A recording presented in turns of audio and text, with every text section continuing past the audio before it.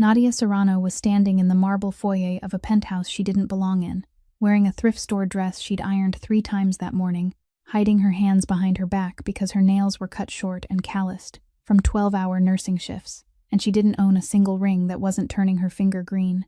And the man sitting behind the mahogany desk, 40 feet away, hadn't looked up once since she'd walked in, which meant he was either reading her file or letting her stand there long enough to understand exactly where she fell in the hierarchy of people who entered this room.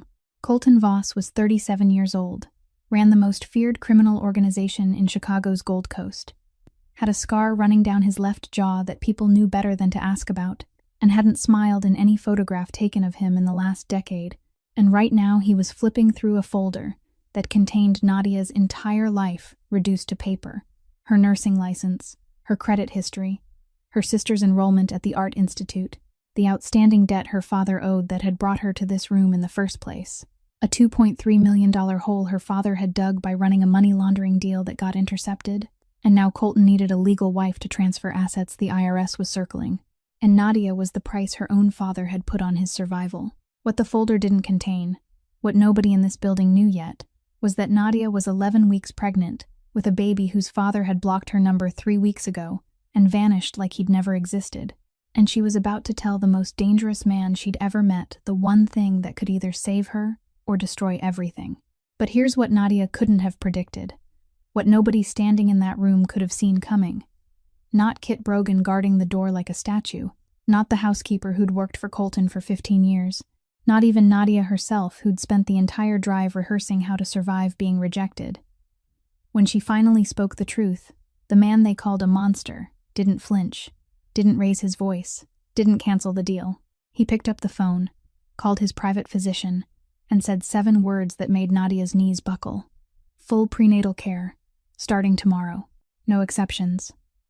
And that was just the beginning, because what Colton Voss did over the next 9 months would prove that the most unexpected place to find tenderness is inside a man the whole city had already written off as heartless. If this story's already got you hooked, hit that like button so more people can find it. Share it with someone who believes people can't change. And if you're new here, subscribe because you don't want to miss what happens next. Now let's go back to that penthouse. Back to the moment Nadia Serrano walked through those doors with a secret and a prayer, and find out how a debt turned into something nobody saw coming. 72 hours before Nadia Serrano walked into that penthouse, she was climbing 4 flights of stairs in an old apartment building on the south side of Chicago, her legs as heavy as if they were shackled with lead after a 12-hour shift in the emergency department, while the elevator had been broken since March, and the landlord still hadn't bothered to fix it. At the same time, the hot water system in the building was flickering in and out as usual, so she already knew that if she wanted to shower tonight, she would have to accept cold water or warm some on the stove, like people had done in her grandparents' time. The apartment had only 1 bedroom, which she gave to Pearl, while she slept on the pull-out sofa in the living room, and when she opened the door and stepped inside, Pearl was sitting cross-legged on the floor, surrounded by drawing paper, charcoal pencils, and a cup of water that had gone cold a long time ago, her brown hair tied high, revealing the hearing aid she rarely wore because it was old and often squealed.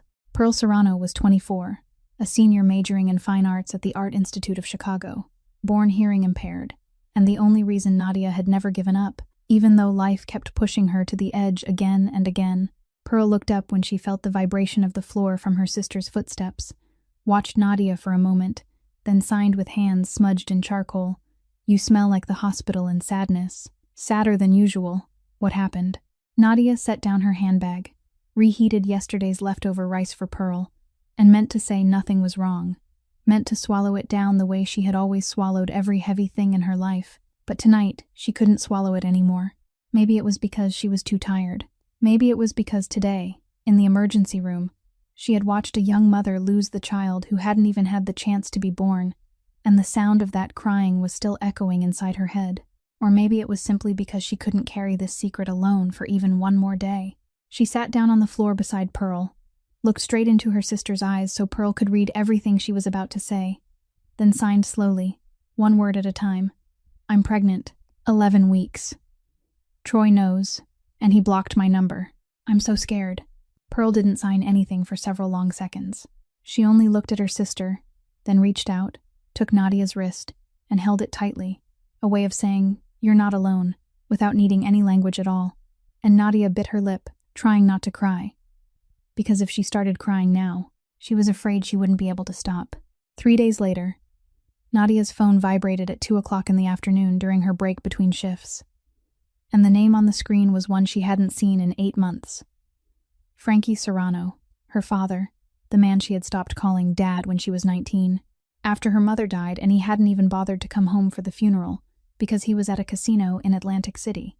Nadia almost didn't answer, but then she picked up because some part of her, the part that still hadn't completely died after 27 years, still hoped that maybe this time he was calling because he missed his daughter. He didn't miss his daughter. Frankie's voice was shaking, but not from emotion. It was shaking from fear, and he spoke quickly, as if someone were counting down the seconds for him. He owed the Voss organization $2.3 million. A money laundering deal through a chain of laundromats on the south side of the city had been stopped cold. The money was gone, and Colton Voss had given him 30 days. Now only 12 remained. Then Frankie said the thing Nadia would remember for the rest of her life. Said it in the voice of a man who considered his own life more important than his daughter's dignity. Voss needs a legal marriage. Needs a clean wife on paper to move assets. The IRS is investigating into a family name. And you're the perfect choice. No criminal record. Steady job. A degree. Nadia listened, and her body went cold from the inside out. Not because she was afraid, but because at last she had heard, in words, the thing she had always known but had never wanted to believe. To Frankie Serrano, his daughter was only an asset to trade when everything else had been lost. She said no, and hung up, her hands shaking so badly that she had to put the phone down on the table and press both palms into her eyes until she saw spots of light. That night, when Nadia got back to the apartment at nearly 11 o'clock, Pearl was asleep, and on the kitchen table was a white envelope with no sender's name, one she was certain hadn't been there that morning. Inside were 6 photographs taken with a telephoto lens. Nadia walking out of the hospital gate in blue scrubs. Nadia at the bus stop on Halsted Street. Pearl walking alone along the sidewalk at 9 o'clock at night with her backpack and art portfolio. Pearl sitting on the front steps of the building. And the last page was a copy of Pearl's schedule at the Art Institute, with the classroom addresses circled in red. There was no written threat, because none was needed. The photographs themselves were the perfect threat. We know everything, and we can reach your sister anytime we want. Nadia stood in the kitchen, looking at those photographs, and everything inside her collapsed at once. Not for herself, but for Pearl, for the 24-year-old girl sleeping in the other room, who couldn't hear strange footsteps if someone came in the night, couldn't hear the door opening, couldn't hear any danger at all until it was too late. Nadia called Frankie back at midnight, and her voice was flat, stripped of every emotion except calculated surrender. "I'll do it, but you have to promise me one thing. Pearl never gets dragged into this. Never. Not in any form. If you break this promise, even if you're my father, I'll hand you over to the federal police myself," Frankie promised. And Nadia knew his promise wasn't worth the paper it would have been written on, but she had no choice left except to step through the door her father had opened. The door that led to the penthouse on the 40th floor, and to the man all of Chicago called by a name no one dared say out loud. Nadia set 2 conditions before stepping into Colton Voss's world. And she made those 2 conditions clear during the very first meeting in the penthouse, right after he called his private doctor, and before she signed any paperwork. First, Pearl would come with her, because if Nadia left the Southside apartment, Pearl couldn't afford the rent alone, and a senior art student living on a partial scholarship and money from teaching children drawing on weekends couldn't possibly carry the cost of housing in Chicago. Second, Nadia would keep her nursing job at the hospital. She wouldn't quit, wouldn't transfer, and wouldn't negotiate. Colton looked at her when she stated the second condition, and that was the first time Nadia saw something in his eyes she couldn't read. Not anger, not contempt, but almost curiosity. The look of a man used to everyone saying yes, suddenly facing someone who said but. Then he gave one short nod, and Kit Brogan opened the door for her to leave, as though the meeting had ended. Later, Nadia learned from Patrice that Colton agreed to let her keep her job, not because he respected her wishes, but because a wife with a legitimate job, a full tax record, and an annual W-2 would make the marriage look far more believable in the eyes of the IRS than a woman who suddenly sat at home spending her husband's money with no clear source of income. They moved in on a Tuesday afternoon, Nadia and Pearl with one suitcase each and 3 cardboard boxes. And when the private elevator opened on the 40th floor, Pearl stood still and looked around the penthouse, which was 6 times larger than the old apartment the two sisters had shared. The dark oak floors were polished until they reflected the ceiling lights. The kitchen island was made of white marble that surely no one had ever used to cook a family meal, and the living room held charcoal leather sofas arranged as precisely as something in an architecture magazine, with floor-to-ceiling glass looking out over Lake Michigan stretching all the way to the horizon. But Pearl wasn't overwhelmed. Or if she was, she didn't show it. Instead, she set down her suitcase and began walking slowly around the apartment, not admiring the furniture, but studying the light, the way it fell into each corner of the room, through each glass panel, at different moments of the day. Because to Pearl, the world wasn't divided into rich and poor. It was divided into good light and bad light. And when she found the east-facing balcony, where the early morning sun poured in without being blocked by any other building, she turned back and signed to Nadia, with the most serious expression Nadia had ever seen on her face. This place can be drawn. That was all Pearl needed to know about the $1,000,000 penthouse. Nadia wished she could be that simple, but she couldn't, because every corner of this apartment reminded her that she didn't belong here, that this was someone else's territory, and she was only a tenant paying with her freedom instead of cash. The penthouse was beautiful, in the way a museum gallery was beautiful, flawless and soulless, without a single family photograph on the shelves, without one personal object except for hardcover books arranged by height on a bookcase, books that looked as if they had never been opened, without a trace to prove that a real human being lived here instead of merely sleeping overnight between 2 meetings.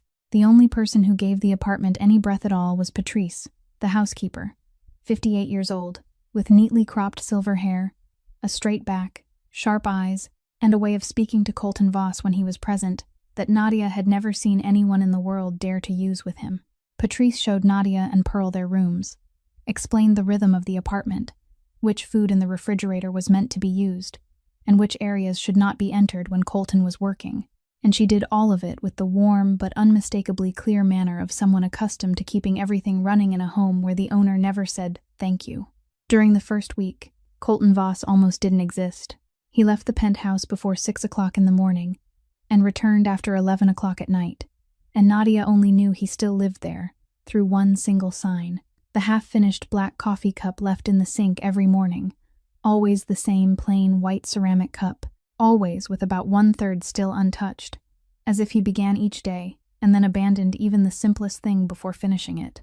Nadia washed that cup every morning before going to work, not because she felt it was her duty, but because she was a nurse, and her instinct was to clean up what other people left behind. Pearl adjusted faster than Nadia did. Every morning, she carried paper and charcoal out to the east-facing balcony and drew until it was time to go to school, and Patrice began leaving a hot cup of tea ready for Pearl on the balcony table without anyone asking, and Pearl began leaving small sketches on the tea tray as a thank you that needed no words. But on the 5th night, something changed inside Nadia's mind. She woke up at nearly 2 o'clock in the morning because of morning sickness, stumbled into the kitchen for water, and when she passed Colton's office door, she heard his voice coming from inside. Not loud, but sharp enough to cut through the thick oak. She couldn't make out every word, but she heard the tone clearly, the tone that 8 years as an emergency nurse had taught her to recognize in truly dangerous people, not the kind that yelled or made noisy threats, but the kind that got quieter when they were most angry, the kind that compressed everything into one short sentence and made the person listening understand there wouldn't be a second time. Nadia stood there in the dark hallway, her hand resting on her stomach, listening to the voice of the man who, on paper, was about to become her husband. And for the first time since she had stepped into this penthouse, she understood with absolute clarity that the person she was living with wasn't a real estate businessman or the owner of a restaurant chain, as the public records claimed, but something else entirely, something she couldn't yet name, but something her survival instinct had recognized before her mind had even had time to process it. It happened on a Wednesday evening, about 2 weeks after Nadia and Pearl moved in. Nadia had taken the night shift for a coworker who was out sick, and Patrice had gone home at 6 o'clock in the evening, which meant Pearl was alone in the vast penthouse with a silence she didn't even recognize, because for Pearl, every place was silent. She was sitting cross-legged in the middle of the living room floor, surrounded by large sheets of drawing paper spread out like maps, with charcoal and Conte pencils scattered everywhere, her wireless headphones resting around her neck, only out of habit, and not turned on because she didn't need music to concentrate. And she was working on her final assignment for portrait class, a charcoal drawing she had sketched and resketched 4 times over the past week, but still wasn't satisfied with the lines around the eyes, because eyes were always the hardest part, the place where one wrong stroke could make the whole face lie. Pearl was so absorbed in the drawing that she didn't notice the private elevator opening behind her, didn't notice the footsteps on the oak floor, didn't notice Colton Voss walking into his own apartment 5 hours earlier than usual, because his night meeting had been canceled. And when he saw a strange girl sitting in the middle of his living room, surrounded by paper and art supplies as if this were a studio and not the residence of the most powerful crime lord on the Gold Coast, he stopped and said, in a voice that wasn't especially threatening but wasn't friendly either, "Who are you?" Pearl didn't turn around, didn't move, didn't react at all, because she couldn't hear him. Colton repeated, sharper this time, the words carrying through the open space of the living room. "I asked who you are." Still, nothing. And anyone else might have stepped forward to tap her shoulder or called security. But Colton Voss wasn't anyone else. He was a man who had lived 37 years by reading a room before entering it, reading people before speaking to them. And in that moment, there was something in the way this girl sat motionless, in the way she didn't react to sound, and only responded when he took 3 more steps, and the vibration from the wooden floor traveled to where she was sitting. It was that exact moment, when Pearl felt the floor tremble, and turned sharply with her eyes wide, her hands rising to chest level in a defensive reflex, palms facing outward, fingers slightly curled, and Colton stood there looking at those hands, and felt as if someone had punched him in the chest, because he had seen hands raised exactly like that before, 26 years earlier, in the kitchen of the old house on Astor Street, when his aunt, his mother's sister, had also lifted her hands by instinct whenever someone approached from behind, and she couldn't hear them. Hearing impaired. This girl was hearing impaired. That realization moved through Colton not like a thought, but like a physical memory, the kind of memory stored in muscle and bone instead of the mind.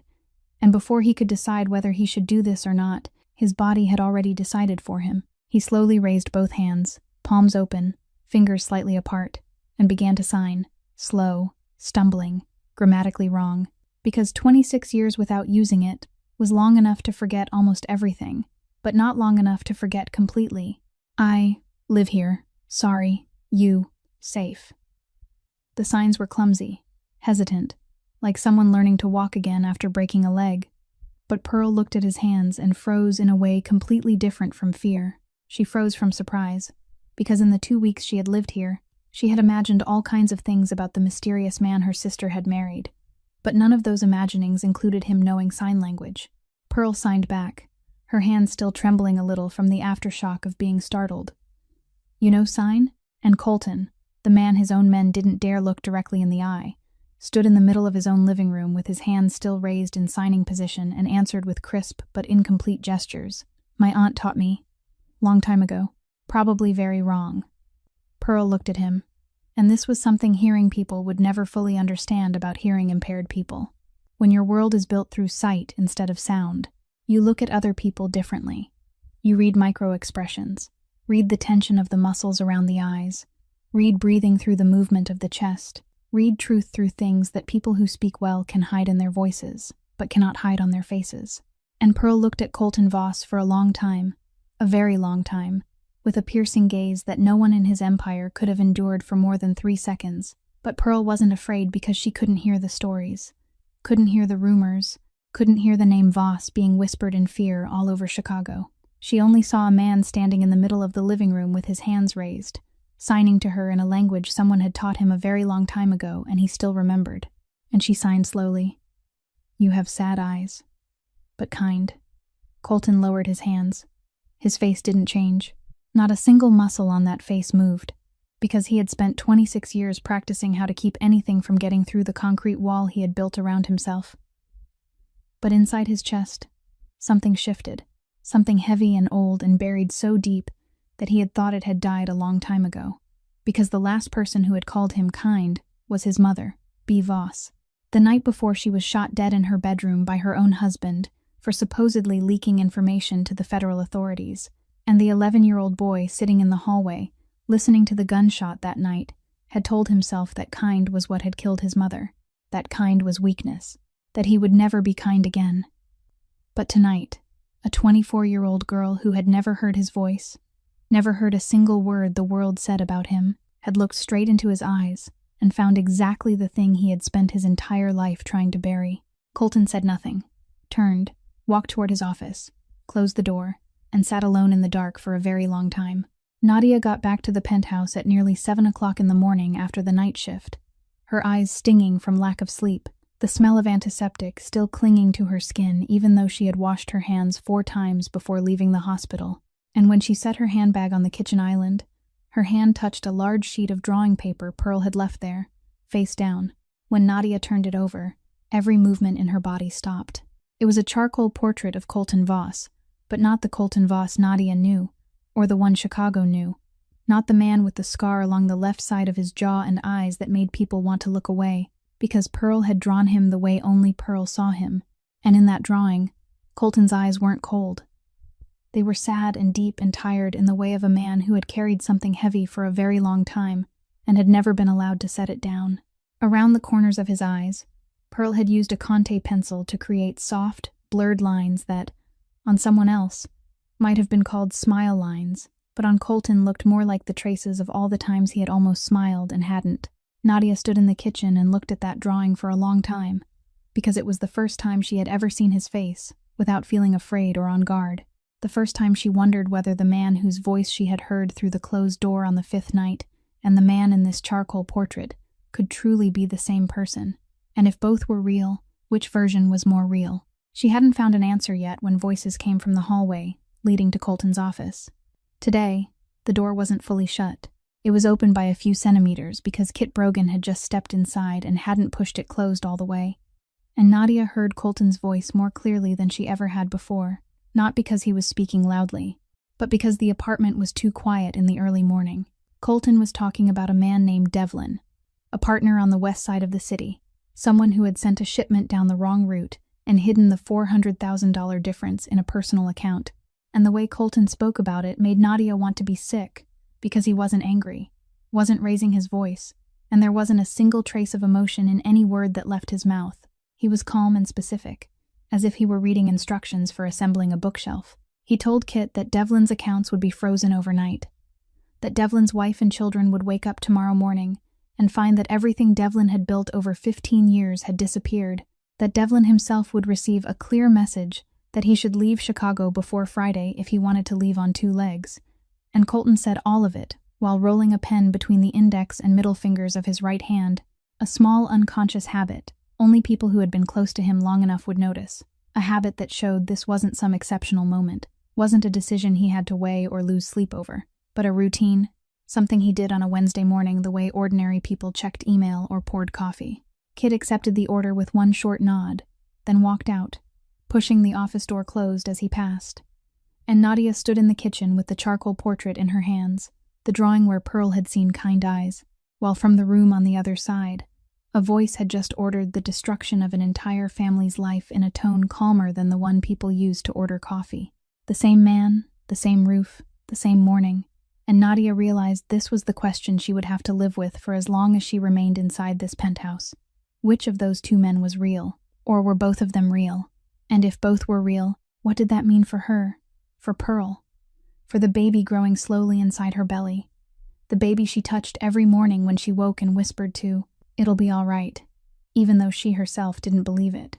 The 4th month of pregnancy knocked Nadia down in a way that 8 years of night shift nursing, raising her younger sister alone, and living in a walk-up apartment had never managed to do, because ordinary morning sickness she could endure, but what came crashing down on her wasn't ordinary morning sickness. The private Dr. Colton had arranged from the very first day called it hyperemesis gravidarum, meaning her body was reacting to pregnancy by vomiting up everything she put into it. Water, food, even saliva, constantly, relentlessly, until she became severely dehydrated and had to receive IV fluids at home twice during the first week. Nadia took time off work, something she hated down to the bone, because every day she didn't go in for a shift was another day she felt herself falling further into debt inside this penthouse, becoming exactly the kind of person she had sworn she would never become. someone dependent on another person's money. She lay in her room with the curtains drawn because light made the nausea worse, and she refused every offer of help. Refused Patrice bringing porridge in, refused Pearl sitting beside her bed, refused the doctor coming back for the third time that week, because in Nadia's mind every act of help was another debt, and she had already taken on the largest debt of her life when she stepped into this penthouse, so she didn't want to add even one more. But every morning, when she woke around 6 o'clock with the first wave of nausea of the day and reached toward the bedside table for a glass of water, 3 things were already waiting there.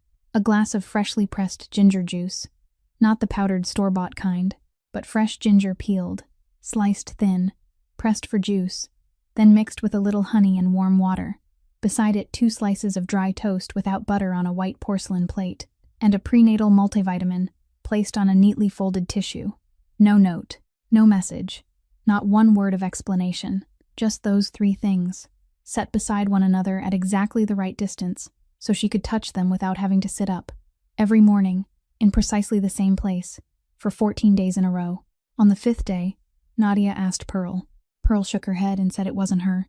On the 6th day, Nadia asked Patrice, and Patrice stood in Nadia's doorway with a tea tray in her hands, looking at her with the eyes of a woman who had worked in this penthouse for 15 years and thought she had already seen everything, then said, "Mr. Voss makes it himself, at 5 o'clock in the morning, in the kitchen. I came in early on Tuesday, because I'd forgotten my keys here the day before, and I saw him with my own eyes standing at the kitchen island, peeling ginger, pressing the juice, toasting the bread, arranging everything on a tray, then carrying it into your room before you woke up. I almost thought I was dreaming, because in 15 years of working here, I've never seen that man step into the kitchen to make anything except pour whiskey." Nadia lay still in bed after Patrice finished speaking, staring up at the ceiling, and she didn't know what to do with that information.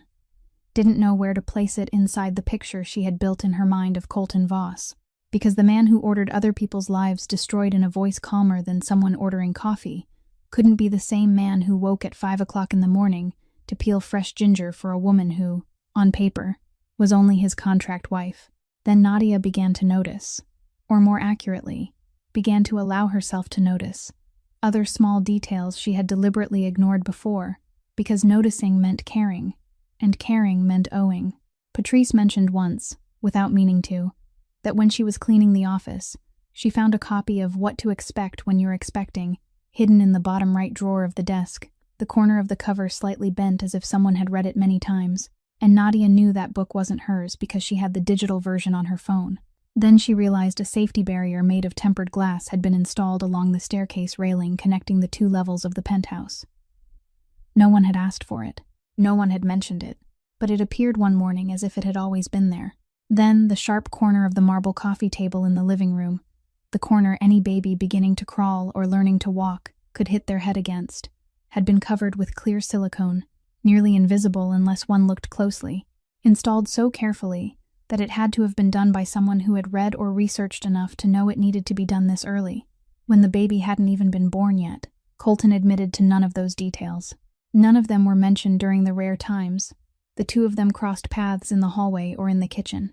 Not one glance from him suggested that he wanted her to know, and Nadia slowly understood that this was the only way Colton Voss knew how to care for someone, in silence, when no one was watching, when no one could call it softness or weakness, as if he only allowed himself to be kind when there were no witnesses.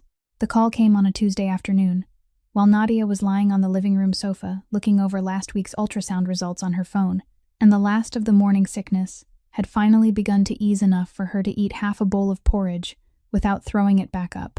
Pearl was at school, Patrice was in the kitchen, and the name that appeared on the screen landed like a slap across the quiet noon hour: Frankie Serrano. Nadia stared at that name for 3 seconds, long enough to consider not answering. But then she picked up, because she knew that if she didn't, Frankie would call again. Would call 10 times, 20 times, would call until she answered, or until he found some other way to reach her that she didn't want to think about. Frankie's voice was different from the call 2 months ago. That time, he had been afraid. This time, he was trying to sound decent. That false kind of decency Nadia had heard enough times in her life to know there was always a request for money behind it. And sure enough, less than 2 minutes after asking about his daughter's health, in a voice full of concern he had never truly had. Frankie said he was in trouble. A new debt, not to the Voss organization this time, but to another group, on the south side, gambling, always gambling. And he needed 50,000. Just 50,000. That was all. She was living in a $1 million penthouse, wasn't she? Surely all she had to do was ask, and her husband would give it to her. Nadia said no, said it in a flat, emotionless voice because she had run out of every feeling she had ever had for Frankie Serrano a long time ago, said she didn't have money and wouldn't ask anyone for money on his behalf. And she was about to hang up when Frankie changed, so quickly that Nadia understood his kindness at the beginning had only been a thin cover for what waited underneath. And his voice turned sharp and cold in a way she remembered from childhood, the voice he used whenever her mother refused to give him money to gamble. "You think I don't know you're pregnant? That baby isn't Voss's. I know Troy Beckett. I know he left you 3 months before you walked into Voss's house. If I tell Voss his wife is carrying another man's child, what do you think will happen?" Silence stretched across 2 heartbeats, and Nadia heard her own pulse in her ears, beating faster than usual. But when her voice came out, it was completely calm, because this was the only thing she could control right now. "He's known since the first day. I told him before I signed any papers. He knows the baby isn't his. You have nothing to threaten me with." The silence lasted longer this time, and Nadia could almost hear Frankie recalculating, rearranging the pieces in his head, because he had bet everything on that one card, and it had just been taken out of play. But Frankie Serrano wasn't the kind of man who gave up when one road was blocked. He was the kind of man who found another road. There was always another road. And Nadia heard him sigh, then hang up without saying another word. The kind of hang-up anyone who knew Frankie understood was more dangerous than cursing, because when Frankie Serrano went silent, it meant he was thinking, and when he was thinking, it meant he was looking for a way to turn someone into money. Nadia set the phone down, her hand trembling slightly, looked out through the living room glass at Lake Michigan reflecting the noon sunlight, and she knew with the certainty of a woman who had lived 27 years with Frankie Serrano that this call wasn't an ending but a beginning, that he wouldn't stop at one phone call, that when the path of threats no longer worked, he would find someone else, find another way. And the only variable Nadia couldn't control in this entire equation was her own father. The storm poured into Chicago on a Friday night in mid-July, the kind of summer storm people in the Midwest were used to but never truly ready for. Thunder rolling again and again like war drums from the direction of Lake Michigan, rain whipping against the glass of the penthouse on the 40th floor, with wind strong enough to make the whole building tremble faintly. And then, near 1 o'clock in the morning, all the power in the building went out at once. No lights, no air conditioning, no steady hum from the refrigerator, only complete darkness and the sound of the storm howling outside. Pearl was deeply asleep in her room, with no idea that the sky was falling, because thunder and lightning to Pearl were only flashes of light through the curtains, with no sound attached, no chest-shaking roar to startle a person awake. She slept inside the absolute silence she had lived in all her life, and the storm couldn't change that. Nadia woke not because of the thunder, but because of her body, low blood pressure, the thing the doctor had warned could happen during the 2nd trimester if she didn't drink enough water, and she lay in bed feeling the room turn slowly around her in the dark, cold sweat gathering on her forehead. Then she sat up carefully, gripping the edge of the bed, stood, and staggered toward the kitchen because she needed water, and needed to sit somewhere that wasn't the bed spinning beneath her like a carousel. She had made it halfway down the hallway when her foot caught on something in the dark, maybe the leg of the side table Patrice kept in the corner, and she lost her balance, tilting to the right, one hand flying out to find the wall but touching nothing, and just when she thought she was about to fall, a hand caught her across the small of her back, firm, hot, holding her upright with just enough force without jerking her, while another hand took her arm at the elbow, steadying her the way someone steadies another person on the deck of a ship in a storm. Colton. He had been here, in the darkness, in the middle of the living room, and Nadia understood at once that he hadn't been awakened by the storm because he had never been asleep, the kind of chronic insomnia she had seen in patients with post-traumatic stress disorder at the hospital, the kind where night wasn't for resting, but for enduring until morning came. This was the first time they had touched each other since Nadia had stepped into this penthouse. And she realized his hands weren't the hands of a man who sat behind a mahogany desk signing papers. There were calluses across the knuckles and palms, the kind of calluses formed over years of holding things far heavier than a pen, and his hand was hot, unusually hot, compared with the apartment losing power in the middle of the night, as if this man's body generated heat from somewhere inside itself. Colton led her into the kitchen, his hand still holding her elbow until she sat down on the stool beside the island. Then he poured water from the filter pitcher into a glass and placed it in front of her, all in the dark, without turning on his phone light, without lighting a candle, as if darkness were his natural state, and he moved through it more easily than through light. Nadia drank the water, the dizziness slowly easing, and they sat there, the two of them in the dark kitchen, listening to the rain strike the glass and the wind hiss through the gap at the balcony door. And perhaps because darkness made everything easier to say, perhaps because not seeing each other's faces meant not having to face the other person's reaction, perhaps because tonight the storm had erased every unspoken rule between them, Nadia asked the question she had kept in her mind since the night Pearl had signed Kind Eyes, and had never dared say out loud in the light. "Why do you know sign language?" The silence stretched long enough for Nadia to think he wouldn't answer, and she accepted that because she understood there were questions no one owed anyone an answer to. But then Colton spoke, his voice low, not looking at her even though in the dark, looking or not looking made no difference.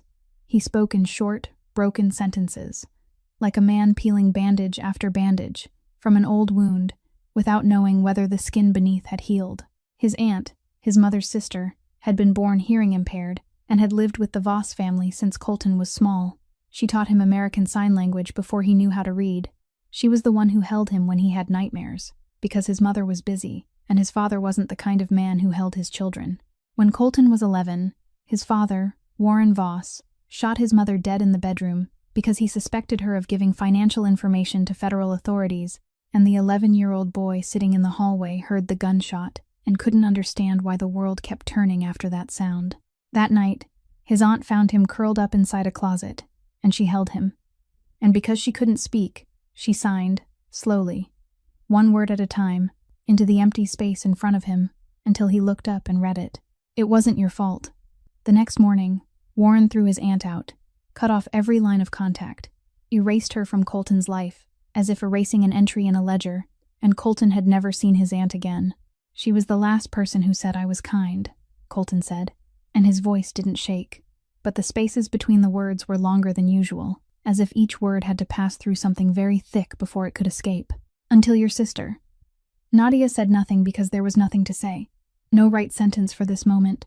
No "I'm sorry" or "I understand," with enough weight to hold it, so instead of speaking, she reached through the darkness, found his hand on the cold marble tabletop, and took it, holding it tightly enough for him to know she was there, but lightly enough that he could pull away if he wanted to. Colton didn't pull away. They sat like that in the dark kitchen, hand in hand, saying nothing, listening as the storm slowly moved farther away, until the lights came back on near 3 o'clock in the morning, and brightness spilled into the kitchen, making them both blink, and Colton withdrew his hand, stood, and walked toward his office without looking back, while Nadia sat there alone, looking at the glass of water he had poured for her, and both of them knew that what had just happened in the dark would never be mentioned in the light. Not because it didn't matter, but because it mattered so much that words would only make it smaller. Troy Beckett called on a Sunday afternoon at the end of July, 2 weeks after the storm and the power outage, and when Nadia saw that name appear on the screen, she nearly dropped the phone because this was the man who had blocked her number 3 months before she stepped into Colton Voss's penthouse. The man she had once thought she loved until she said, "I'm pregnant," and he looked at her as if she had just given him a weather report, then vanished from her life within 48 hours. And now he was calling again, not because he regretted anything. Nadia knew from the very first second she heard his voice that there was nothing close to regret in this call, because Troy's voice had a tone she had once found charming, but could now recognize for exactly what it was, the tone of a man calculating. Troy said he had heard she was married, that he knew she was living on the Gold Coast, that he didn't want to cause trouble, but he thought they should talk because, after all, that was his child and he had rights. And Nadia heard the word rights coming from the mouth of the man who had blocked her number while she was carrying his baby, and she felt something harden inside her chest. It wasn't pain, it was a wall. Another wall she had to build because the world kept throwing people at her to break the old ones down. She hung up without saying anything, But she knew Troy Beckett wasn't the kind of man who called once and stopped when he smelled money. And the thing she feared most was exactly what happened. Frankie and Troy found each other, two snakes catching the scent of the same blood. Because in the world Nadia had been born into, failed men always found each other when there was a chance to make money off the women they had abandoned. Nadia didn't know exactly when the two of them joined hands, didn't know where they met or what they agreed on, but she knew it had happened on a Thursday evening in early August. When her shift ended at 9 o'clock at night and she walked out to the employee parking lot behind the hospital, Colton had offered to have someone drive her. Kit had even already arranged a car and driver. But Nadia refused because she still needed to keep the things that belonged to her, still needed to prove to herself that she could go to work and come home on her own, without anyone's protection, even though she was 7 months pregnant and her feet swelled every evening after a shift, and the hospital parking lot at 9 o'clock at night was empty, except for the flickering fluorescent lights overhead. She was opening her car door when she saw two figures step out from between two rows of cars on the left, and she recognized both of them immediately, despite the bad lighting. Frankie in the wrinkled jacket he had worn for the past 5 years, and Troy in a suit he probably thought looked good but looked cheap under the fluorescent glow, and both of them stood blocking the space between her and the car door, as if they had been waiting there, and Nadia knew they had been waiting. Frankie spoke first, with none of the fake decency he had used on the phone last time, his voice bare and ugly. "Who do you think you are? You're worthless, a bargaining chip. I sold you to Voss because that's all you're worth. And now you live in his house, spending his money, and you won't give your own father a dime?" Troy cut in, his voice lighter but his words no less heavy. "You think Voss is going to keep you forever? You're damaged goods, pregnant with another man's child. Nobody really wants you. You're just paperwork to him. And when he doesn't need you anymore, you'll go right back to that Southside parking box with your deaf-mute sister dragging you down." Nadia stood in the parking lot and listened to the two men life had forced her to be tied, to insult her and insult Pearl, and she waited for herself to cry or tremble or shrink, the way she had so many times before in life, when Frankie used words like knives to cut her open. But this time there were no tears, no shaking, nothing except a strange stillness she had never felt before. Perhaps because 7 months of living in the penthouse had taught her what real calm looked like as she watched Colton hold it every day, or perhaps because the baby inside her was kicking, and she refused to let her child feel fear through the rhythm of its mother's heartbeat. Nadia stood straight, her left hand resting on her belly, looked Frankie directly in the face first and then Troy, and said each word clearly in a voice that neither rose nor fell. "You don't have any rights over me anymore. There's nothing here for you. Go." Then she stepped between the two of them, opened the car door, got in, locked it, and drove out of the parking lot without looking in the rearview mirror. She made it 2 blocks before she had to pull over, because her hands were shaking too badly to hold the wheel, and she collapsed over the steering wheel and cried in the way she hadn't allowed herself to cry for months, but not because of anything Troy or Frankie had said. She had heard enough insults in her life to know they were only sounds. She cried because after 27 years, after all the times she had told herself Frankie was just struggling, that he loved her in his own way, that one day he would change, tonight in the hospital parking lot, beneath flickering fluorescent lights, she had finally heard the truth from her own father's mouth. She was merchandise. She had always been merchandise, and 27 years of hoping otherwise couldn't change that. Nadia decided to leave the next morning, and what hurt her most wasn't the decision, but the reason behind it. Because she wasn't leaving because she was afraid of Colton. The days when she feared him were gone. Gone since the stormy night when the power went out, when his hand held hers in the darkness and he told her about the mother who had been killed and the aunt who had been driven away. She was leaving because she was afraid of herself, afraid of the thing growing inside her chest every time she saw the unfinished coffee cup in the sink each morning, every time she looked at the clear silicone padding on the corner of the table that he had installed for the baby who hadn't even been born yet, every time she remembered the feeling of his hand, hot and steady, in the dark. She was falling in love with Colton Voss, and that wasn't a fairy tale. It was dangerous, because if she loved him, then she was his weakness, and Frankie had proved in the parking lot that he was willing to use her to reach anyone with money, and Troy wouldn't stop, and the spiral would keep climbing until Colton had to deal with those two men the way he dealt with every problem. And Nadia would become the reason he had to do something she couldn't live with. Then the stormy night when the power went out would be nothing but a beautiful memory inside a story that ended in blood. She believed leaving was a way of protecting him, even though she knew he would never see it that way. Nadia waited until Colton left the penthouse early in the morning as he did every day. Then she sat down at the dining table, took a blank sheet of paper from the drawer and the pen Pearl used for class notes, and wrote a letter by hand, not a text message, because a message was too easy, too quick, too much like the way Troy had vanished from her life with one blocked number, and Colton deserved more than a line of words on a screen. She wrote slowly because her hand was shaking, and because she had to choose every word carefully. I can't be your weakness. Thank you for being the first person who didn't see this baby as a mistake, but I have to leave before you have to pay the price for me. She read it 3 times, wanting to write more, but refusing to let herself. Because if she wrote more, she would write what she truly wanted to say, and that would make her too weak to walk away. She folded the paper in half, walked into Colton's office for the first time since moving in, placed the letter in the center of the mahogany desk beside the pen cup, and beneath the charcoal portrait Pearl had drawn, now framed and hanging on the wall, and she stood there looking at that drawing for a moment, at the sad but kind eyes Pearl had seen, then turned her back and walked out. She packed her things and Pearl's into 2 suitcases, the same kind of suitcases they had brought with them on the first day, told Patrice she had to go, and asked Patrice not to call Colton, and Patrice looked at her with the eyes of someone who understood but didn't agree, then nodded. In the car back to the south side, Pearl sat in the passenger seat staring straight ahead, both hands resting on her lap, and when the car stopped at the red light at the intersection of Michigan Avenue and 26th Street, Pearl signed without turning her head, signing toward the windshield, as if she were speaking to the whole world, and not only to her sister. You're wrong. Nadia kept her eyes on the road, her hands tight around the steering wheel, and didn't answer. Colton Voss returned to the penthouse at nearly 10 o'clock at night, and knew something was wrong before the elevator doors even opened, because the apartment was silent in a way it had never been silent since Nadia and Pearl moved in. It wasn't the ordinary silence of late night. It was the silence of absence, the kind of silence he had lived with for years before the 2 sisters walked in. And now it came back and struck him with a weight he hadn't expected.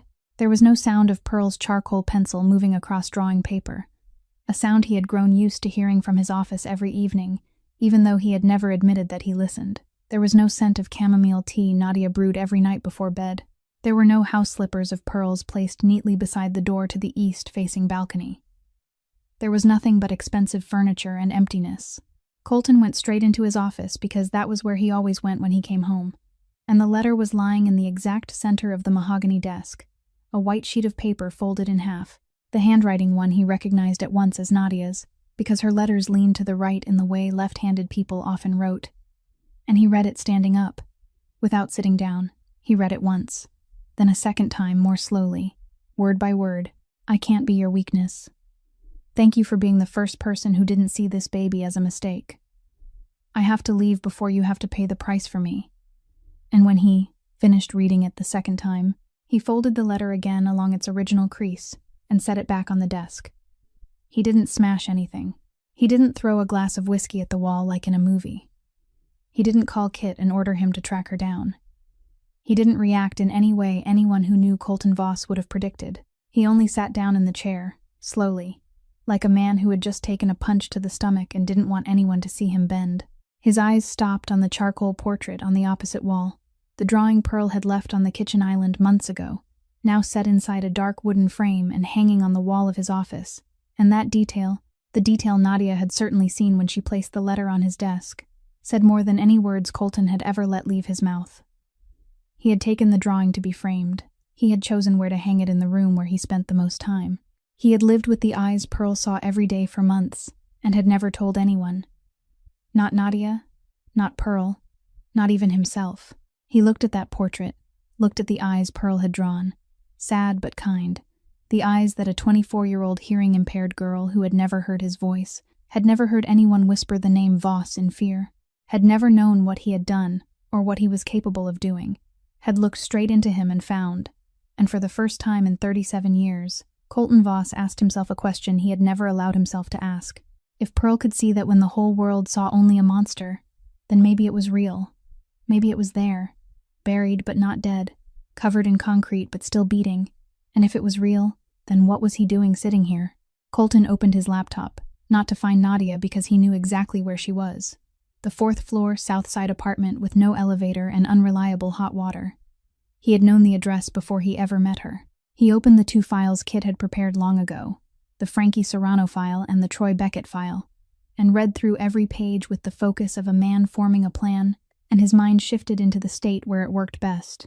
The problem-solving state, the state that for the past 37 years had always led to the same outcome for the men standing on the other side of the table. But this time, when he finished reading and closed the laptop and looked up at the charcoal portrait again, he knew this time would be different. Had to be different. Because for the first time in his life, Colton Voss wasn't just solving a problem for himself.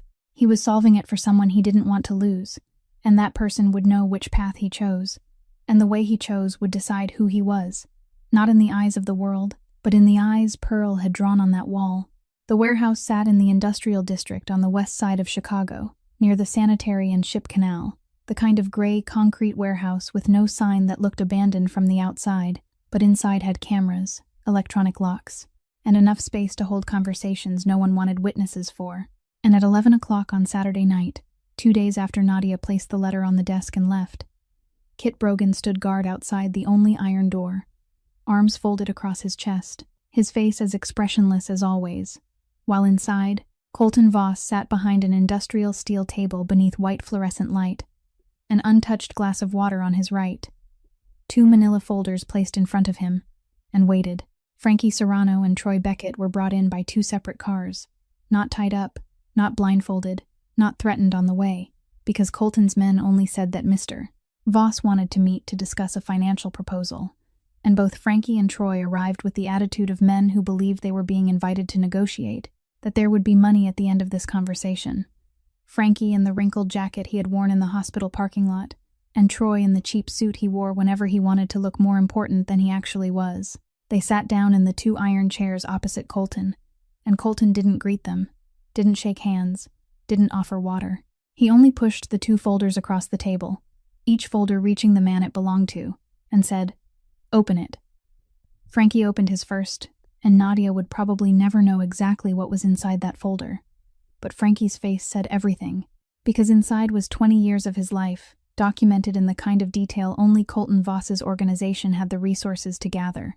Every money laundering deal through every chain of stores, every fake account, every hidden transaction, every contact with every organization Frankie had worked with across 2 decades. Enough evidence for the IRS and the Department of Justice to lock him in a federal prison until he died there. Troy opened his folder, and his face went from confident to gray in 3 seconds, because inside wasn't organized crime, but things far more ordinary and no less precise. Income tax evasion for 4 years in a row, auto insurance fraud, false income declarations on credit applications, the kind of crimes no one went to prison for until someone sent the entire file to the right person at the federal tax office. Colton waited until both of them had finished reading, or at least read enough to understand. Then he spoke, his voice neither rising nor falling, without emphasis, calm in the way only truly dangerous people could be calm while holding someone else's future in their hands. 2 choices. 1. Disappear from Nadia and Pearl's lives, permanently. No contact, no appearances, no existence within 100 miles of them, starting tonight. 2. I send these files to the federal authorities tomorrow morning, and both of you will have plenty of time to think in a cell. There is no third choice. Troy looked down at the folder, then at Colton, then back at the folder, and he said nothing because he was the kind of man who was only brave when facing a pregnant woman in an empty parking lot, not when sitting across from Colton Voss in a warehouse at 11 o'clock at night. But Frankie was different. Frankie was the kind of man who, even while drowning, still tried to grab at anything floating past, and he looked at Colton with the eyes of a man flailing for something to hold on to, then said in a voice he surely thought might touch some hidden place, "She's my daughter." Colton looked at Frankie, and for the first time in the conversation, he showed something close to emotion, but it wasn't pity or sympathy. It was contempt, deep and cold and personal, the kind of contempt only a son who had watched his own father destroy everything could feel for another father doing the same thing.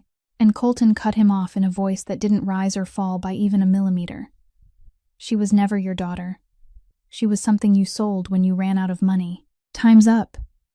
Frankie opened his mouth and then closed it again, and he saw something in Colton's eyes that made him understand this wasn't a negotiation. This was a verdict. handed down before he ever sat in that chair, and every word he said was only wasting air. Frankie and Troy left the warehouse that night in 2 separate cars, and 48 hours later, both of them were gone from Chicago. Frankie heading south toward Indiana, and Troy heading west, and neither of them contacted Nadia or Pearl again after that. On the way back, Kit drove while Colton sat in the passenger seat and looked out the window at the Chicago streets near 1 o'clock in the morning. And Kit asked, without turning his head, in the voice of a man who had worked with Colton long enough to be allowed to ask the questions no one else dared, why not handle it the usual way? And the usual way needed no explanation because both of them knew exactly what the usual way meant. It was the way every similar problem had been handled for the past 20 years under the Voss name. Colton was silent for a while, watching the streetlights slide across the car window, then said without turning back, because she would know, and she wouldn't forgive it. Kit asked nothing more, and inside the car there was only the sound of the air conditioning and the tires moving over wet pavement. And that was the first time in Colton Voss's life that he let his actions be decided by the opinion of someone other than himself. The first time he chose a path not because it was the most efficient, but because the person he didn't want to lose would look at him differently if he chose the other one. Colton Voss came to the Southside apartment on Sunday afternoon, 3 days after the night at the warehouse, and he came alone. No Kit Brogan guarding the door, no driver waiting downstairs, no bodyguard clearing the way ahead of him, not one layer of protection from all the layers he had built around himself over the 26 years since the night his mother died.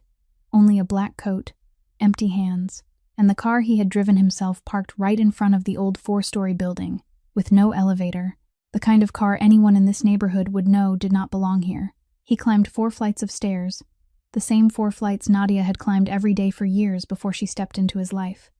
And when he stood in front of the door to apartment 403, he realized this was the first time in his life he had stood outside someone's home, with no leverage, no plan, no folder of evidence, no threat, and none of the weapons he had used his whole life to control every situation.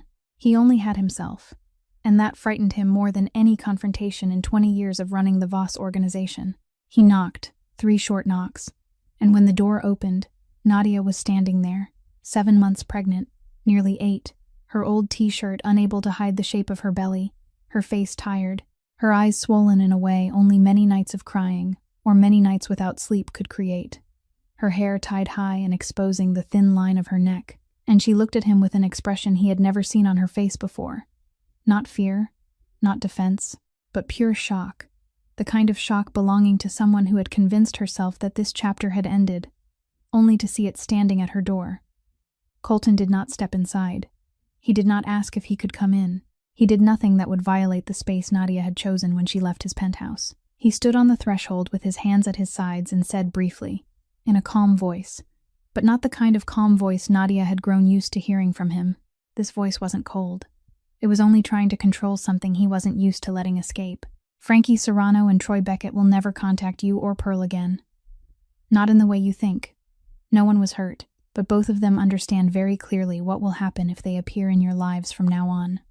Nadia stood at the door, one hand holding the frame, the other resting on her belly out of habit, and she looked at him, searching his face for something that could explain why he was here, why he had climbed 4 flights of stairs to an apartment on the south side when she had written clearly in her letter that she was leaving, and she asked in a hoarse voice, because she had barely spoken for 3 days, why?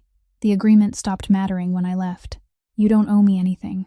Colton was silent, and the silence lasted long enough for Nadia to hear the faucet dripping in the kitchen and someone downstairs turning on a television, and she almost thought he would turn away because Colton Voss was not a man who stood on a threshold and surrendered to his own silence. But then he did something Nadia did not expect. He did not speak. He raised both hands and began to sign, slowly, word by word, because what he was about to say was something he had never spoken aloud to anyone in 37 years, and he did not know how to put it into sound, so he placed it into the only language he had ever used to tell the truth, the language his aunt had taught him when he had still been young enough to believe the world was safe. Not debt. You and Pearl and the baby. You are home. I haven't had a home since I lost my mother. I don't know how to do this right, but I'm trying. The signs still stumbled the way they had the first time he signed to Pearl in the penthouse living room.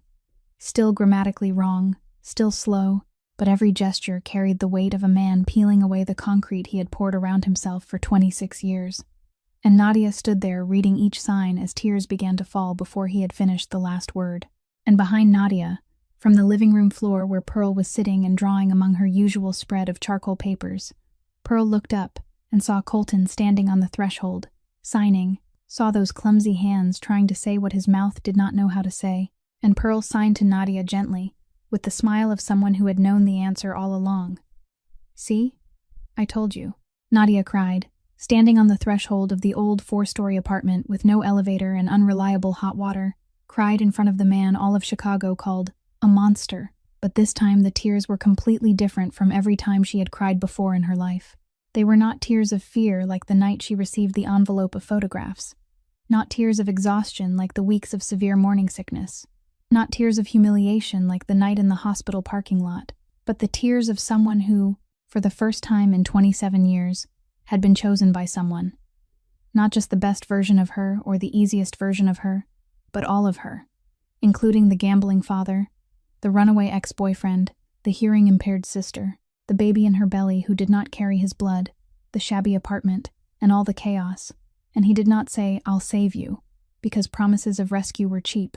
He said, "I'm trying," the most honest words Nadia had ever read on anyone's hands. 3 weeks after that afternoon, on the threshold of the South Side apartment, Nadia and Pearl returned to the penthouse on the 40th floor. Not because of the agreement, not because of paperwork, not because of a debt that had already been erased long ago, but because Nadia had chosen to come back. And that was the difference she needed in order to step through the elevator doors a second time, without feeling as if she were being bought. The penthouse began to change, not in one day or 1 week, but little by little, slowly, the way a wound heals from the inside out. And the first changes came from Pearl, because Pearl never asked permission to live. She simply lived. The first charcoal sketch appeared on the hallway wall, then the second beside the kitchen door, then the third in the living room, and no one hung them up. Pearl only taped them there with paper tape, the way she had always done in the old apartment, and Colton said nothing, did not take them down, did not ask for frames. And that silence was his way of saying, "All right." Then baby things began to appear. A small bassinet in the corner of Nadia's room that Patrice ordered according to the doctor's instructions, then a bag of newborn clothes Orla sent from the hospital with a congratulation card, then boxes of diapers stacked on the bathroom shelf, and the penthouse that had once felt empty as a showroom began to carry traces of real life, messy and imperfect in the way only real people living in a place could create. The refrigerator changed most clearly. Before, when Nadia opened it, there had only been liquor, mineral water, and a few containers of food Patrice had prepared. Now there was fresh milk, eggs, vegetables, fruit, real food for real people to cook real meals. And Nadia began cooking in the marble kitchen no one had truly used before, while Patrice stood beside her the first time the stove was turned on, with an expression that was almost emotional. Colton changed in a way no one would notice without living under the same roof, because from the outside, he was still Colton Voss, still cold, still dangerous, still the kind of man who made people look down when he walked into a room. But behind the closed doors of his office, he was gradually handing the illegal pieces over to Kit. Piece by piece, route by route, connection by connection, not because he suddenly became a good man overnight, but because he was building a way out, slowly and carefully, the way someone dismantles a bomb without setting it off, focusing on the real estate and the legitimate restaurant chain he had used as a cover for years, but was now beginning to build into something real. Kit did not ask why, because Kit had understood since that night in the car, after the warehouse, since the sentence, because she would know. But the change Nadia saw most clearly was not the refrigerator or the business documents. It was that every evening, after Colton came home, and after he finished reading whatever had to be read in his office, he stepped out onto the east-facing balcony, where Pearl still sat drawing every morning, and he sat down beside her, and Pearl taught him sign language. Not just the few basic phrases he had stumbled through for months, but starting over from the beginning, from the very first lessons, the alphabet, counting, the grammar structure that American Sign Language uses, so completely different from spoken English, and Pearl taught him with the patience of someone who had lived her whole life inside that language and knew that every person learned at their own pace. This was the quietest hour of Colton's day, quiet in a way he had never known before, because sign language had no noise, no voice to control, no tone to keep cold, only 2 hands, and the space between 2 people, and the city lights below the 40th floor. One evening, Nadia was making tea in the kitchen when she looked through the balcony glass and saw Colton sitting on the floor beside Pearl. And Pearl had set up a new easel in the corner of the balcony, a sturdy wooden easel fixed to the wall, the professional kind Pearl couldn't afford, and Patrice had not ordered. And when Nadia asked Patrice said Mr. Voss had installed it himself on Sunday morning, with his own hands, without asking Kit, bringing tools from somewhere and spending 2 hours putting it together. Through the glass, Nadia saw Pearl teaching Colton a new sign. Pearl demonstrated it slowly, and Colton repeated it wrong. Pearl corrected the position of his fingers, then demonstrated it again. Colton repeated it. Almost right. Pearl shook her head and demonstrated it a 3rd time, and Colton repeated it until Pearl nodded and smiled. And Nadia did not know what the word was until Pearl came inside to get water and signed to Nadia as she passed through the kitchen. Sister, he just finished learning the word family. It took almost 20 minutes, but now he's got it right. Nadia stood in the kitchen, her hand resting on her 8th-month pregnant belly, looking through the balcony glass at Colton, still sitting alone, repeating the sign for family, even after Pearl had come inside, and no one was watching, repeating it again and again in silence, until his hands remembered, and for the first time since her mother died and she had been forced to carry everything alone, Nadia felt the thing she had not dared to name for months. This was home. Nadia went into labor at 3 o'clock in the morning on a day in mid-October, and Colton drove her to Northwestern Memorial Hospital, while Pearl sat in the back seat holding her sister's hand, and Nadia held Pearl's hand with one hand while the other gripped the car door handle, every time a contraction came. Colton drove fast but steady through the empty Chicago streets before dawn, with the absolute focus he brought to everything in his life. And when they arrived and Nadia was taken into the delivery room, Colton stopped at the hallway door and did not take another step, not because he didn't want to, but because he understood boundaries. Understood that the delivery room wasn't his place unless Nadia looked at him and said, "Come in." And Nadia didn't say it because she was in pain and afraid, and needed to focus on the only thing that mattered now, bringing the baby safely into the world. Orla had arrived, the closest friend and fellow nurse Nadia trusted more than anyone, and Orla would be in the delivery room with her, so Colton stepped back and sat down in the row of plastic chairs in the maternity waiting room, like any ordinary man waiting for news from the room beyond the door. Pearl sat beside him, sketchbook on her lap, and began to draw, because Pearl handled every large emotion by drawing, and she was sketching something Colton did not look over to see, because he was staring straight at the double doors, leading to the labor and delivery area, as if staring long enough might let him see through them. The waiting room was almost empty at 4 o'clock in the morning, with only a young man in the far corner dozing in a chair, and an older couple sitting silently, holding hands, and Colton Voss sat among them in the black coat he hadn't had time to take off, elbows resting on his thighs, both hands clasped together, looking completely like an ordinary man waiting instead of the head of a criminal organization sitting on a public hospital's plastic chair. Pearl drew for about 20 minutes, then stopped her pencil, looked over at Colton, and signed one short word, "You're shaking." Colton looked at Pearl, then looked down at his own hands, still clasped in front of him.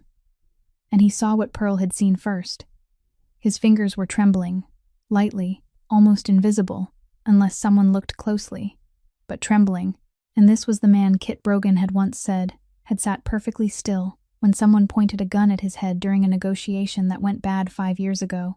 The man all of Chicago believed nothing in the world could make lose his composure, now shaking because he was sitting in a plastic chair, waiting for the first cry of a baby who did not carry his blood.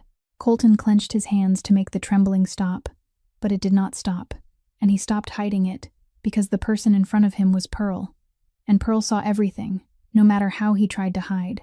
Pearl set her pencil down and signed with hands still dusted in charcoal. "You'll be a good father." And Colton looked at her, then signed back with shaking hands, "I'm not her father." It wasn't a rejection, but the truth he thought needed to be spoken, the truth he had lived with for the past 9 months, that the baby in that delivery room carried Troy Beckett's DNA and not his, and he did not want to take credit for something that wasn't his, because he had seen his own father claim ownership of everyone around him and turn them into prisoners. Pearl looked straight at Colton, that piercing gaze she had given him since the first night in the penthouse living room. then signed slowly.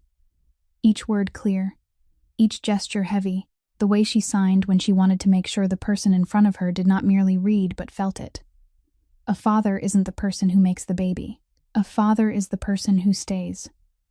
Colton watched Pearl's hands lower after the final sign, and he did not answer, did not sign back, did not nod, did not do anything at all, only sat there with Pearl's sentence hanging in the space between them, and maybe that silence was the most honest answer, because he was letting those words enter him, one by one, through the concrete that had grown much thinner than it had been 9 months ago, but was still there. 47 minutes later, the double doors opened, and a nurse stepped into the waiting room with a professional but warm smile, looked around, then looked toward Colton because he was the only person staring at those doors as if they were a verdict. And the nurse said mother and baby were safe, a baby girl, healthy. And Colton Voss rose from the plastic hospital chair, and his hands were still shaking. Orla stepped into the waiting room 10 minutes after the nurse delivered the news, found Colton, and told him Nadia wanted him inside. And Colton rose from the plastic chair he had been sitting in for nearly 5 hours, Pearl walking beside him.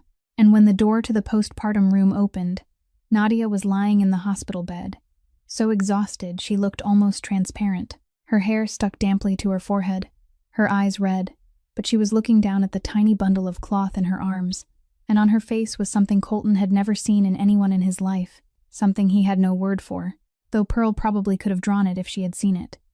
Nadia looked up when she heard footsteps, saw Colton standing in the doorway, and she did not say come in with words. She only tilted her head slightly toward the chair beside the bed, one small gesture that was enough for him to understand.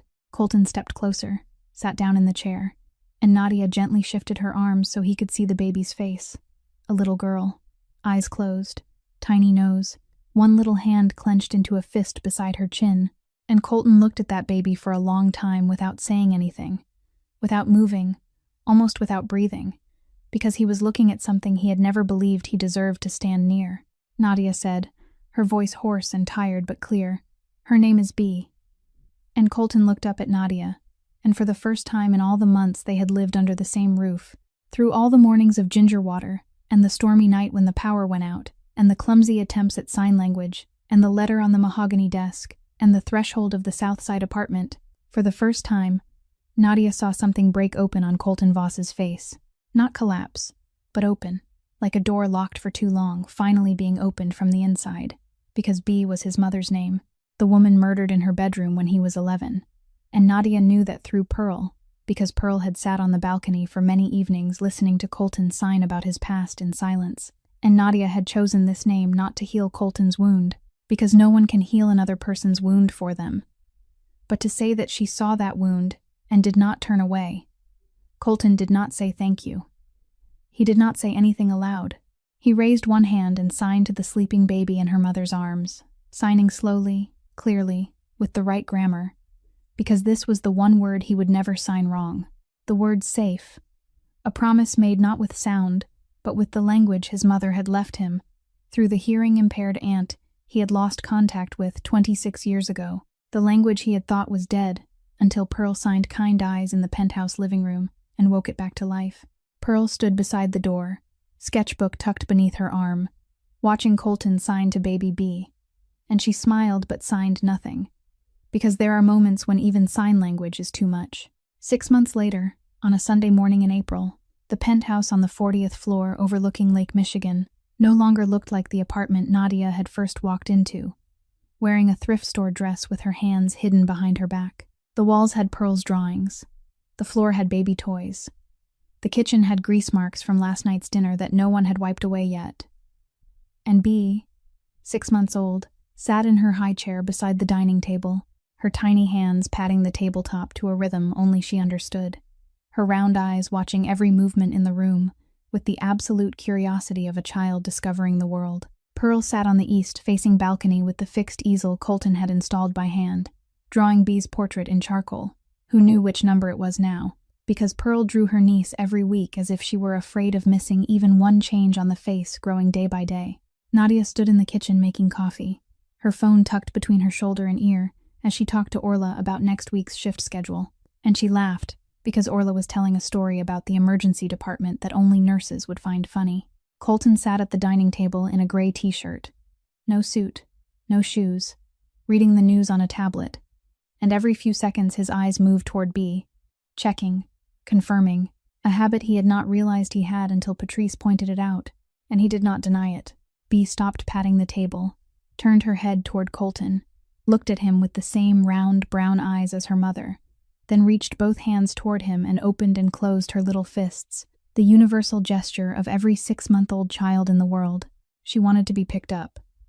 Colton set the tablet down, stood, walked to the high chair, and lifted B into his arms, one hand supporting her back and the other supporting her head, careful and sure in the way only someone who had practiced many times could be, and B grabbed his gray t-shirt with one tiny fist and rested her head against his chest, as if it were the safest place in the world. Pearl looked up from the easel on the balcony, looked through the glass door, caught the moment when Colton stood in the middle of the kitchen with B in his arms and Nadia laughed into the phone a few steps away, and Pearl signed to Nadia through the balcony glass, the same sign she had made twice before in this story. The first time in the penthouse living room when she first met Colton, and the second time on the threshold of the Southside apartment. But this third time was different, because this time she signed it with the smile of someone who had known from the beginning and had finally been proven right. See? I told you from the beginning, kind eyes. Maybe love is not lightning or eternal vows spoken under candlelight. Maybe it is ginger water at 5 o'clock in the morning made by hands that have done terrible things.